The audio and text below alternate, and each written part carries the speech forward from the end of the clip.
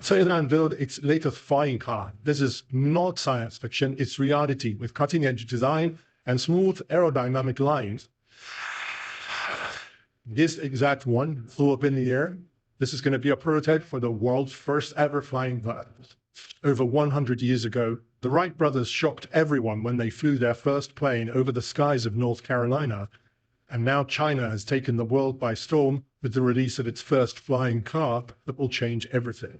Chinese electric vehicle maker XPeng's flying car has made its first public flight, taken to the sky in Dubai. Capable of driving on land and road, this car will transform the automobile industry forever.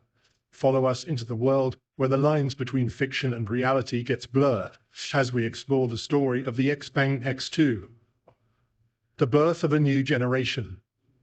October 10th, 2022. Over 150 people gathered to witness history as the XPeng X2 soared through the skies, taking its first public flight at Skydive Dubai. Built by the Chinese company XPeng, this flying car was a culmination of years of hard work, dedication, and a thirst for the impossible. After conquering the world of electric vehicles, developing some of the most sustainable and technologically advanced EVs in the market, China has decided to take things to a whole new level, developing cars that will break every single rule of the automotive industry. Skydive Dubai was perfect for the showcase.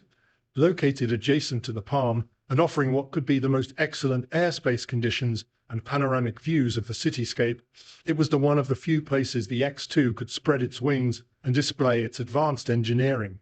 The event was highly supported by the Dubai International Chamber of Commerce, which had been a major part of the project since it was first launched. However, this wasn't the first time XPeng would try their hands at sending a car into the skies. As a matter of fact, the X2 is a fifth-generation flying car.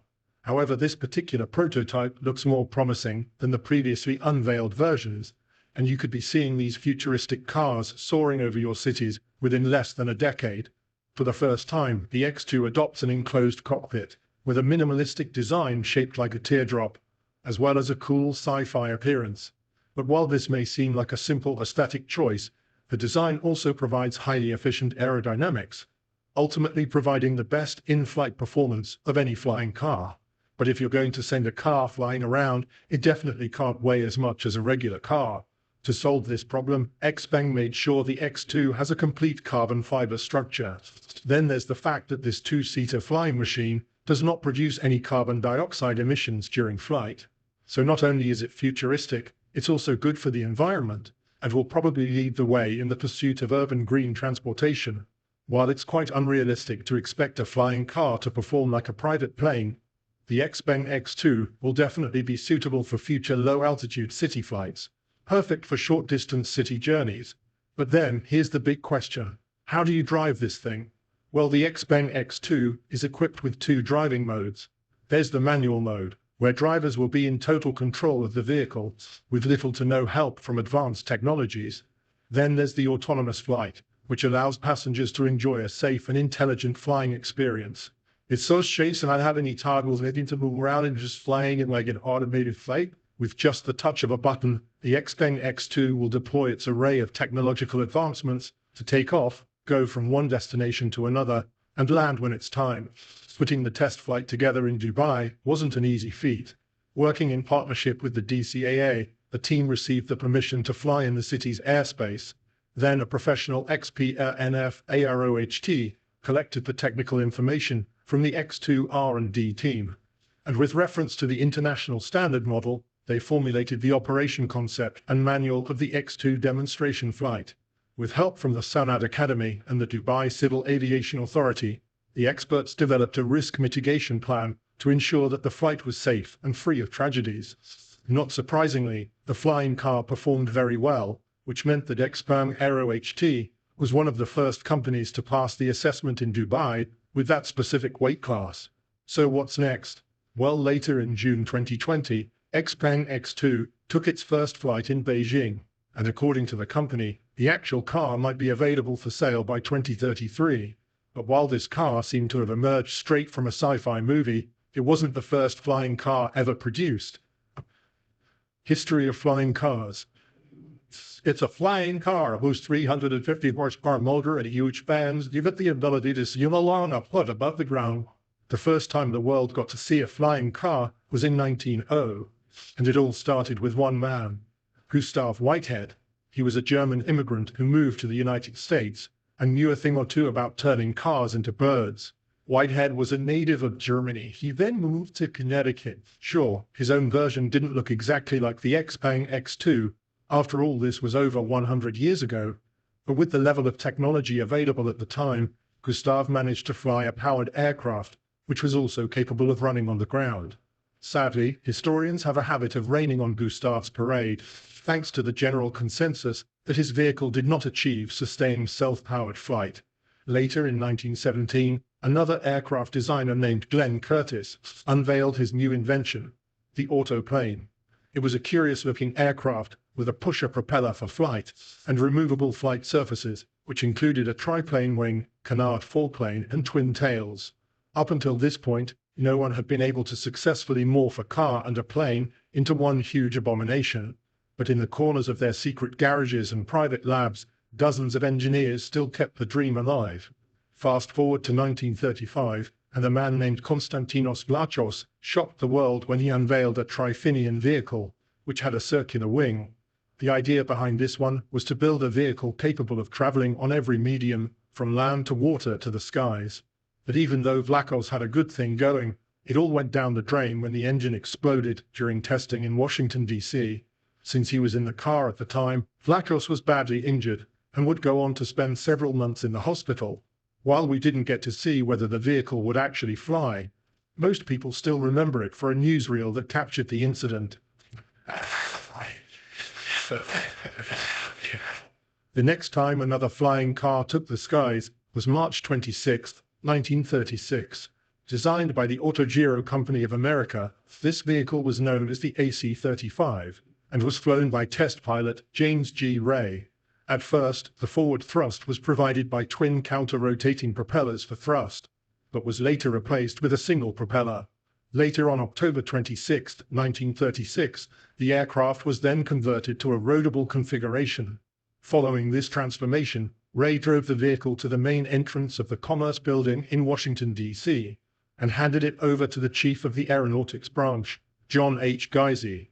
However, even though the car was successfully tested and seemed to work just fine, it never made it into production. Again in 1937, another ambitious engineer named Waldo Waterman unveiled the first fixed-wing roadable aircraft. He called it the Aerobile, and just like James Ray's version, this one also worked as designed. With a wingspan of 38 feet and a length of 20 feet 6 inches, the Aerobile was unlike any other flying car of the time. Under the hood, it was powered by a Studebaker engine, pushing it to a top flying speed of 112 miles per hour and a top driving speed of 56 miles per hour. As technology became more and more advanced, the British Army also decided to dip its foot in the flying cars industry. By 1942, their years of research and development had paid off, resulting in an experimental roadable autogyro known as the Hafner rotor buggy, also known as the Flying Jeep.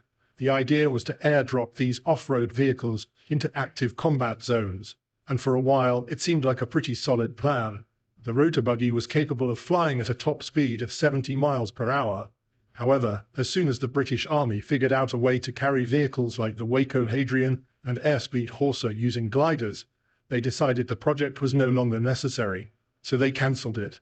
Since then, several other designs have made it out of the design phase, like the Convair car, which actually managed to soar into the skies as expected. However, none of these cars have ever experienced the commercial success they really need to get into the mainstream. The search for a working design. Ideas never die, they just evolve. A good example would be Taylor Aerocar, released in 1949.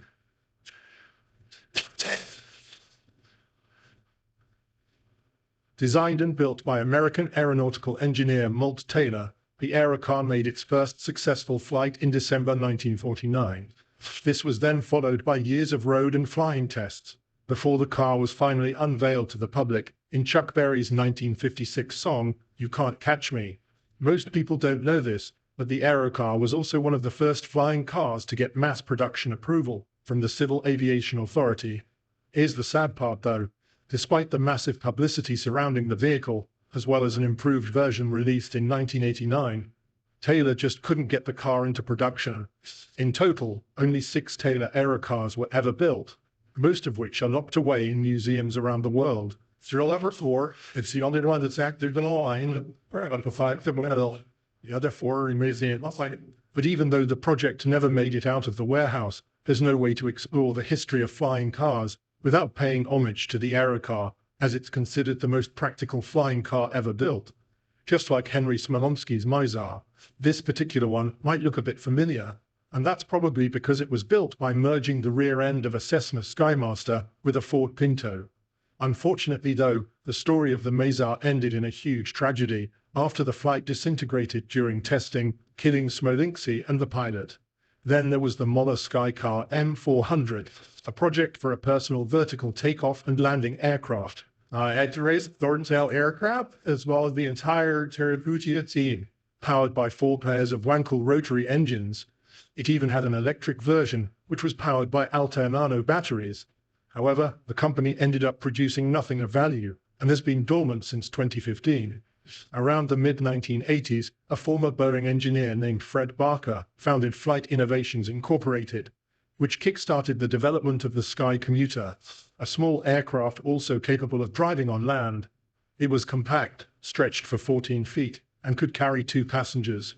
But just like its predecessors, it only ended up as a concept. And in 2008, the remaining prototype was sold on eBay for $86,000. Not surprisingly, the United States government has also tried building a flying car.